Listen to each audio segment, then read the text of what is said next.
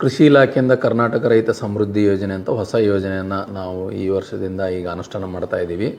ಈ ಯೋಜನೆಯ ಪ್ರಮುಖ ಉದ್ದೇಶ ಅಂದರೆ ನಾವು ಸಮಗ್ರ ಕೃಷಿ ಪದ್ಧತಿಯನ್ನು ಅಳವಡಿಕೆ ಮಾಡೋದು. ಈಗ ನಾವು ನೋಡ್ತೀವಿ, ಒಂದೇ ಸಿಂಗಲ್ ಬೆಳೆ ಇದ್ದಾಗ ಏನಾಗ್ಬಿಡ್ತದೆ, ಯಾವುದೋ ಒಂದು ಸನ್ನಿವೇಶದಲ್ಲಿ ನೆರೆ ಬರ್ಬೋದು, ಬರ ಬರ್ಬೋದು, ಆವಾಗ ಬೆಳೆ ಹಾನಿ ಆದಾಗ ರೈತರಿಗೆ ಬೇರೆ ಆದಾಯ ಕಾಣೋದಿಲ್ಲ. ಅದಕ್ಕಾಗಿ ಅದರ ಜೊತೆಗೆ ನಮ್ಮ ಕೃಷಿಯ ಜೊತೆಗೆ ರೈತರು ತೋಟಗಾರಿಕೆ, ಪಶುಸಂಗೋಪನೆ, ಹೈನುಗಾರಿಕೆ ಈ ರೀತಿಯಾಗಿ ಮಾಡಿ ತಮ್ಮ ಆದಾಯವನ್ನು ಪಡಿಬೋದಾಗಿದೆ.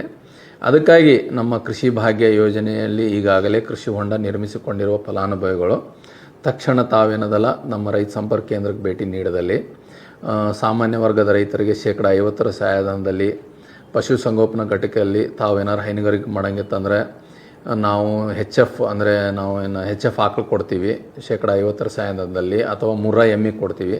SCP TSP ರೈತ ಬಾಂಧವರಿಗೆ 90% ಸಹಾಯಧನ ಇದೆ.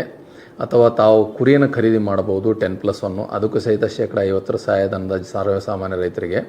ಮತ್ತು SCP TSP ರೈತರಿಗೆ 90% ಸಹಾಯಧನ ಕೊಡ್ತೀವಿ. ಎರೆಹುಳು ತೊಟ್ಟಿ ಕೊಡ್ತಾ ಇದ್ದೀವಿ ನಾವು. ಆಮೇಲೆ ನಾವು ಜೇನಿನ ಪೆಟ್ಟಿಗೆಯನ್ನು ಕೊಡ್ತಾ ಇದ್ದೀವಿ.